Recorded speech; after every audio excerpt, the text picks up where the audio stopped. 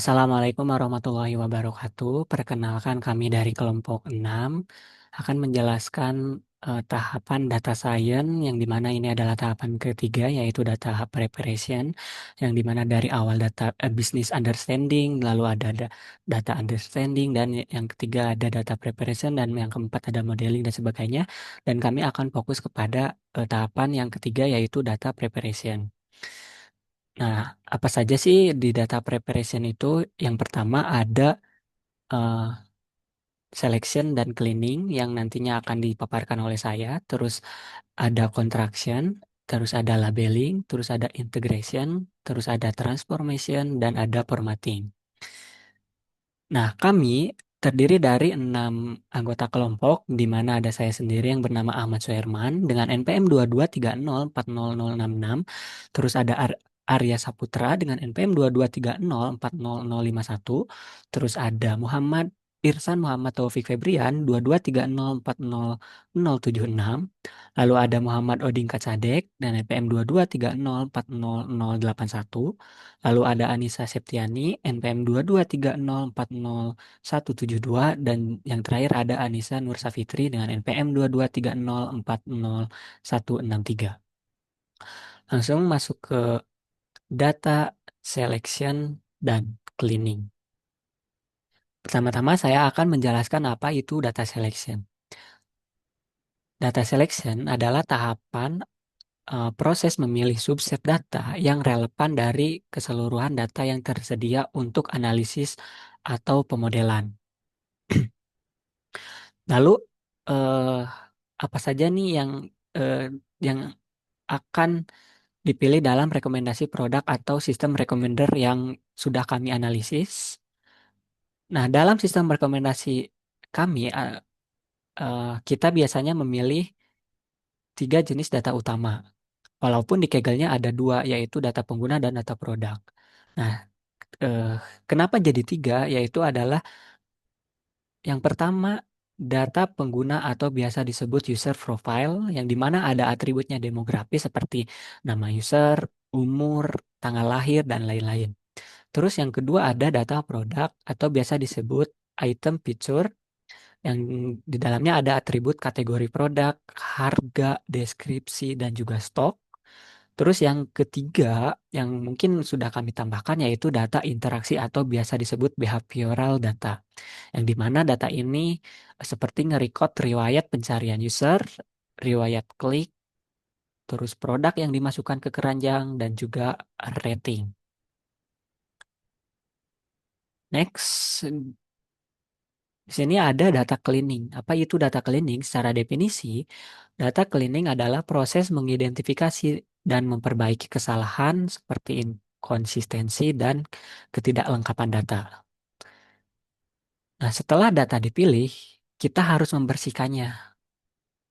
Data mentah seringkali berantakan, terus duplikat, atau mungkin tidak lengkap. Masalah-masalah yang ada pada data cleaning yaitu yang secara umum ada 4. Missing value, outlier, duplikasi, dan inkonsistensi. Saya akan jelaskan dari missing value terlebih dahulu. Missing value di sistem rekomendasi produk ini biasanya terjadi ketika user tidak memberi rating pada produk. Kadang kita setelah membeli barang dan barangnya sampai dengan status selesai, kita mengabaikan fitur rating atau pemberian rating kepada produk. Sehingga biasanya solusi yang kita pakai yaitu mengisi dengan nilai rata-rata atau memberi label 0 yang biasa disebut belum berinteraksi. Terus yang kedua ada outlier.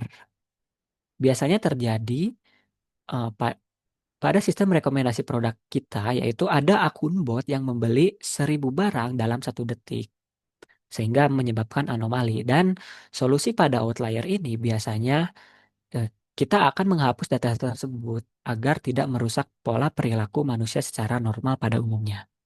Terus yang ketiga ada duplikasi. Biasanya terjadi ketika data input data transaksi yang berganda karena error sistem. Mungkin di dalam sistemnya ketika ada user membeli suatu produk, klik 2 kali sehingga eh, masuk atau terrecord 2 kali dan biasa disebut duplikasi. Lalu solusinya akan menghapus baris ada yang identik atau deduplication atau menjadi yang asalnya dua jadi satu. Contohnya seperti itu ya. Yang terakhir ada inkonsistensi. Biasanya ini terjadi pada penamaan kategori seperti sepatu lari atau ada juga yang ditulis sepatu underscore lari atau biasa ditulis juga mungkin dalam penamaan bahasa Inggris kayak running shoes dan ini juga seperti eh, format tanggal transaksi ada mungkin yang menggunakan hari, bulan, tahun, ada tahun dulu, baru bulan, baru hari dan segala macam sehingga ini dapat eh, solusi untuk melakukan standarisasi format teks atau biasa disebut text normalization. Nah, di sini saya akan menganalogikan seperti koki yang akan memasak atau koki yang akan membeli bahan-bahan ke pasar. Di sini ada data selection. Koki tersebut akan memilih data-data atau bahan mentah apa saja sih yang relevan atau sesuai tujuan koki yang akan dimasak itu. Misalnya di sini ada sawi, wortel, terus ada tomat dan ada bahan lainnya, lain-lain. Mungkin ini gambarnya kayak belimbing kali ya, yang lebih merepresentasikan. Terus analogi koki di pasarnya, kokinya akan memilih bahan segar, data yang relevan atau sesuai yang dibutuhkan sama koki. Terus eh, nanti bahan-bahan yang disajikan atau bahan-bahan yang ditawarkan kepada koki tentunya yang bukan yang busuk sehingga koki uh, tidak akan memilih seluruh isi yang ada di pasar atau bahan-bahan yang ada di pasar. Mestinya misal anggaplah ada 10 bahan-bahan. Nah, nanti akan ada 4 bahan yang direkomendasikan kepada koki sehingga mungkin kokinya akan memilih 2 atau 3 bahan gitu. Jadi nggak eh, akan ditawarkan semua produk yang ada di dalam pasar gitu.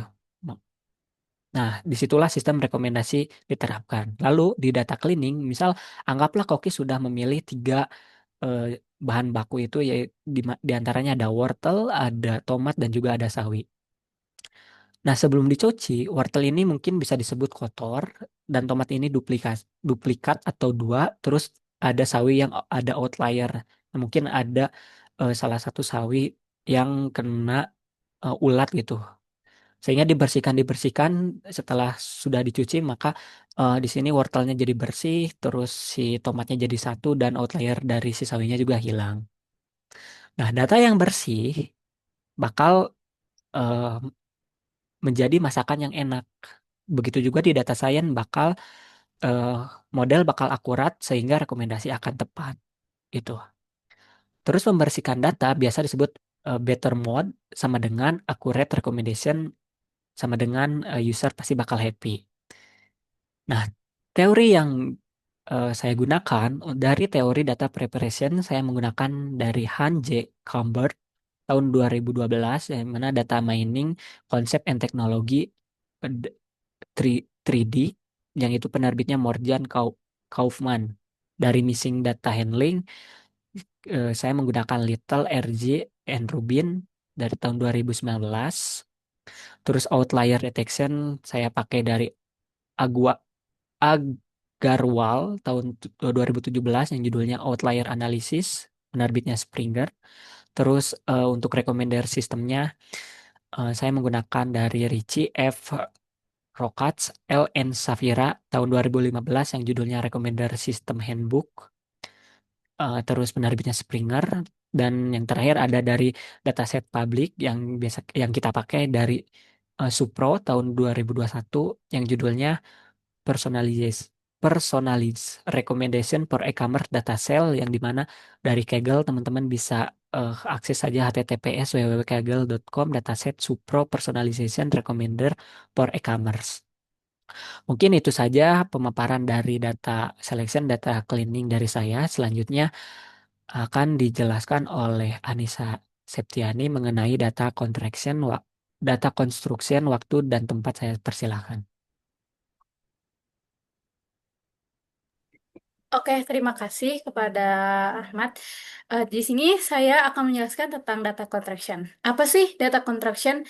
Data contraction adalah proses untuk menciptakan informasi baru dari data yang sudah ada dengan tujuan utamanya adalah untuk membangun fitur baru dari data yang sudah ada sehingga data yang kita punya itu lebih informatif dan mudah untuk dianalisis. Oke, pada studi kasus rekomendasi produk berdasarkan riwayat pencarian dan pembelian pelanggan, yaitu studi kasus kelompok kami, proses contraction dilakukan yaitu untuk memahami karakteristik dan tingkat efektivitas pelanggan secara lebih mendalam. Dan terdapat dua fitur utama yang dibangun pada contraction yang kali ini, yaitu eh, pengelompokan umur dan total interaction. Bisa next slide. Oke. Em, yang pertama yaitu pengelompokan umur ya.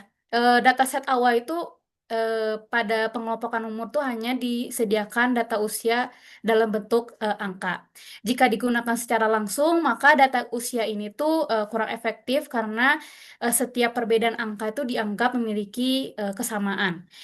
Padahal pelanggan setiap umurnya itu memiliki perbedaan ya untuk kebutuhan tersendiri.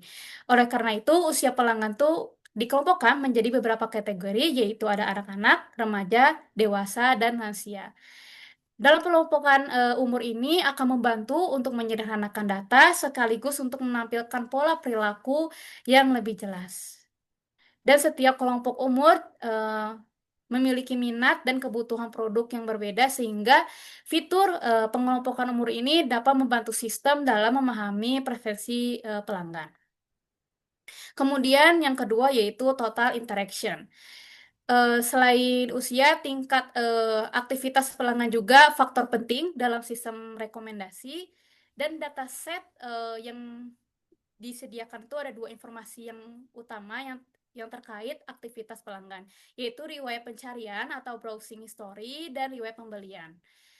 Jika kedua data ini tuh dianalisis secara terpisah, maka gambaran perilaku pelanggan tuh tidak lengkap sehingga dibangunlah fitur yaitu total interaction, yaitu menjumlahkan pencarian dan pembelian pelanggan.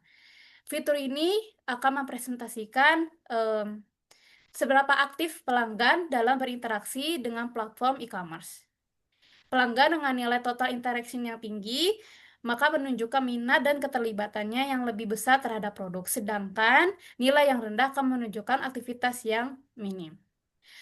Fitur ini sangat berguna untuk mengidentifikasi pelanggan yang aktif dan berpotensi untuk melakukan pembelian di masa mendatang sehingga rekomendasi produk dapat diberikan secara lebih tepatnya. Kemudian untuk peran contraction dalam satu studi kasus ini tuh em, data mentah tuh berhasil diubah dan menjadi informasi yang lebih mendalam dengan adanya fitur X yang membantu memahami segmentasi pelanggan berdasarkan usia dan total interaction yang menggambarkan tingkat keterlibatan pelanggan dalam platform sehingga dapat meningkatkan kualitas dataset dan membantu sistem rekomendasi untuk memberikan saran produk yang lebih relevan dan personal. Mungkin sekian dari saya. Selanjutnya akan dijelaskan oleh teman saya yaitu Oding.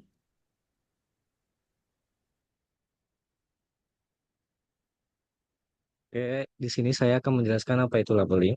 Pada tahap labeling, sebelumnya data yang telah melalui proses data selection, cleaning, dan contection kemudian diberi sebuah label atau target.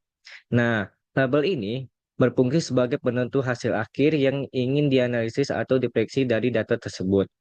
Nah, dalam studi kasus rekomendasi produk e-commerce, proses labeling dilakukan untuk mengelompokkan pelanggan berdasarkan nilai transaksi yang dimiliki. Label yang digunakan adalah high value customer yang menunjukkan apakah seorang pelanggan termasuk pelanggan bernilai tinggi atau tidak. Nah, penentuan label di sini dilakukan dengan cara membandingkan nilai average order value setiap pelanggan dengan nilai median atau dari seluruh data pelanggan. Jika nilai average value seorang pelanggan lebih besar dari median, maka pelanggan tersebut diberi label satu atau true. yang berarti termasuk pelanggan bernilai tinggi.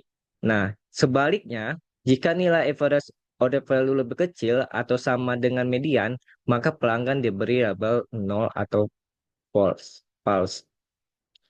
Next. Nah, di sini dalam kasus rekomendasi produk e-commerce, proses labeling pada studi kasus ini bertujuan untuk mengidentifikasi pelanggan bernilai tinggi, mendukung sistem rekomendasi produk, dan membantu pengambilan keputusan bisnis berbasis data. Dengan adanya proses labeling ini, data menjadi lebih terstruktur dan siap digunakan untuk analisis lanjutan. Sekian dari labeling. Eh, Akan selanjutnya akan dijelaskan dengan teman saya yaitu Arya. Baik, terima kasih. Next. Nah, eh, sebelumnya apa sih data integration itu? Data integration itu merupakan sebuah proses yang dimana menggabungkan data dari berbagai sumber ke dalam satu dataset yang konsisten. Nah, kenapa sih hal tersebut penting? Karena di dunia nyata, data pelanggan itu mungkin ada di berbagai dataset gitu. Misalkan data pelanggan bisa saja berada di dalam database atau dalam format SQL, data transaksi dalam format CSV, dan feedback pelanggan yang mungkin saja ada dalam platform pihak ketiga. Nah, tanpa melakukan integrasi, kita itu hanya seperti melihat potongan-potongan puzzle gitu tanpa bisa melihat gambaran secara keseluruhannya. Next. Nah, pendekatan data integrasi sendiri itu terdapat tiga pendekatan utama, yaitu merge atau join, yang merupakan metode paling umum digunakan. Nah, eh, merge sendiri itu digunakan dengan cara menggabungkan dua dataset secara horizontal berdasarkan kolom kunci yang sama, misalkan customer underscore ID. Jika kita punya data profil pelanggan dan data riwayat pembelian, maka kita akan melakukan merge untuk melihat siapa yang membeli apa.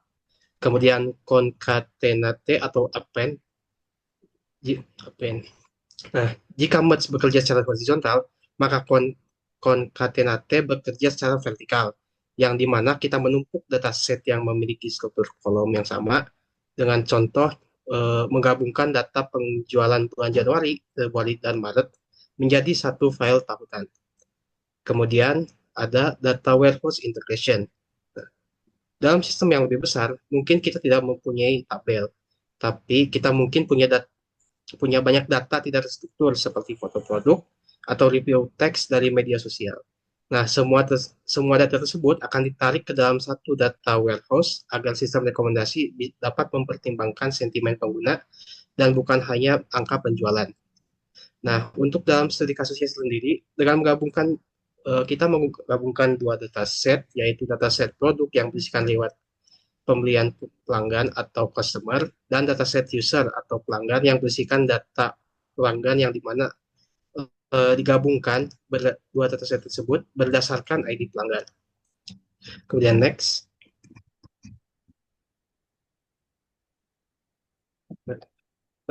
Data integrasi sendiri Data integrasi sendiri memiliki tantangan, yaitu pertama, skema mismatch, yang seringkali sumber data itu berbeda menggunakan nama atribut yang berbeda untuk hal yang sama gitu. Misalkan dataset A menulis ID user itu menjadi ID underscore user, sementara dataset B menyebutkan customer underscore ID. Nah, hal tersebut juga memerlukan pemetaan manual yang lebih teliti. Yang kedua, redundancy atau konflik data. Nah, terkadang kita itu sering menemukan data atau record ganda gitu, dan bahkan data tersebut bisa saja terjadi konflik. Kemudian yang ketiga adalah perbedaan format data. Masalah klasik ini kadang sering kita ditemui gitu, dan terjadinya itu biasanya dalam format tanggal, yang biasanya terkadang orang-orang menggunakan format hari, bulan, dan tahun, ataupun sebaiknya yaitu tahun, bulan, dan hari. Dan mungkin itu saja yang dapat saya sampaikan. Dan untuk selanjutnya dapat dilanjutkan oleh teman saya, yaitu Mesan Mod Taufik Febrian. Oke, terima kasih atas kesempatannya. Di sini saya akan menjelaskan tentang data transformation. Apa itu data transformation? Data transformation adalah tahap mengubah data mentah atau data hasil integrasi menjadi bentuk yang lebih terstruktur, konsisten, dan siap digunakan untuk analisis atau pemodelan, misalnya machine learning. Next, tujuan data transformation yaitu adalah mengubah data mentah menjadi fitur yang bermakna, menyederhanakan data kompleks, meningkatkan akurasi rekomendasi, dan membentuk model mengenai pola belanja pengguna. Untuk analoginya, tadi untuk data cleaning itu adalah untuk mencuci bahan-bahan untuk masak. Sedangkan untuk data transformation merupakan proses untuk mengolah bahan-bahan tersebut menjadi makanan siap saji. Jadi, seperti bagian formatting yaitu merapikan bahan. Contoh datanya format tanggal, penulisan kategori, huruf besar, kecil diseragamkan. Itu analoginya seperti mencuci sayuran, mengupas bawang, membersihkan daging. Tujuannya untuk apa? Bahan jadi bersih dan seragam. Kedua yaitu encoding atau analoginya mengubah jadi bahasa yang dipahami. Seperti datanya kategori produk diubah jadi angka. Analoginya mungkin seperti resep masakan ditulis dalam takaran yang jelas. Seperti secukupnya, kita bisa ubah menjadi 2 sendok agar koki tidak bingung saat penakaran. Ketiga, equation, merangkum perilaku pelanggan. Seperti datanya browsing dan process. Tujuannya untuk total infection. Analoginya, beberapa bahan kecil digabungkan jadi satu. Tujuannya bisa lebih praktis dan bermakna. Keempat, feature engineering atau menciptakan menu spesial. Contoh datanya itu umur dapat dikelompokkan, jam belanja bisa jadi waktu favorit belanja analoginya. Saya membuat menu baru dari bahan yang ada, terus menjadi menu khas yang lebih menarik. Kelima, normalization atau menyamakan porsi. Harga produk dan jumlah klik disamakan skalanya. Analoginya, menakar bahan agar tidak ada yang terlalu dominan. Proses seimbang. Hasil akhirnya, setelah transformation yaitu data siap dianalisis, sistem rekomendasi lebih akurat, produk yang direkomendasikan lebih sesuai dengan minat pelanggan. Mungkin sekian dari saya, bisa dilanjutkan kepada teman saya, Anissa Nur Safitri. Baik, terima kasih. Di sini saya akan menjelaskan mengenai formatting. Sebenarnya formatting itu bukan sekedar merapikan data gitu, melainkan suatu proses transformasi sistematis yang mengubah data mentah yang berantakan menjadi informasi yang struktur gitu, yang siap diproses oleh sistem komputer. Di formatting ini adalah fondasi kritis dalam ekosistem data modern yang menentukan apakah sebuah sistem bisa berpikir dengan benar atau tidak. Nah, sebenarnya di formatting ini juga bukan tindakan sekali jalan ya. Next, Mas. Melainkan siklus berjalan, berkelanjutan yang mencakup identifikasi pola data yang tidak konsisten, terus transformasi data ke format standar, selanjutnya validasi bahwa transformasi benar, monitoring konsistensi data baru yang masuk, dan iterasi perbaikan berkelanjutan. Kalau misalnya kita melihat dari segi analogi, bisa di next, Mas. Ini adalah beberapa data yang tanpa formatting dan dengan formatting mengacu pada personalisasi rekomendasi di e-commerce gitu. Di sini terlihat bahwasanya ketika pelanggan atau customer melakukan pengklikan di suatu e-commerce, misalnya di Tokopedia, kalau misalnya tanpa formatting itu struktur pengklikan itu ada beberapa gitu. Tapi ketika dengan formatting nantinya akan dikalkulasikan berapa klik yang dilakukan oleh customer. Jadi historic klik yang terformat di sana itu adalah cerita digitalnya gitu tentang bagaimana seorang pelanggan berpikir, mencari dan memutuskan gitu. Jadi pada akhirnya formatting itu adalah fondasi yang memungkinkan keajaiban personalisasi yang terjadi. Ia mengubah data mentah yang berantakan menjadi kohesif tentang setiap pelanggan gitu. Dan eh, mereka juga cerita yang memahami tidak hanya apa yang mereka beli gitu, tetapi juga bagaimana mereka berbelanja, kapan mereka aktif, dan apa yang mungkin mereka butuhkan selanjutnya. Mungkin segitu dari saya. Selebihnya dikembalikan kepada Ahmad.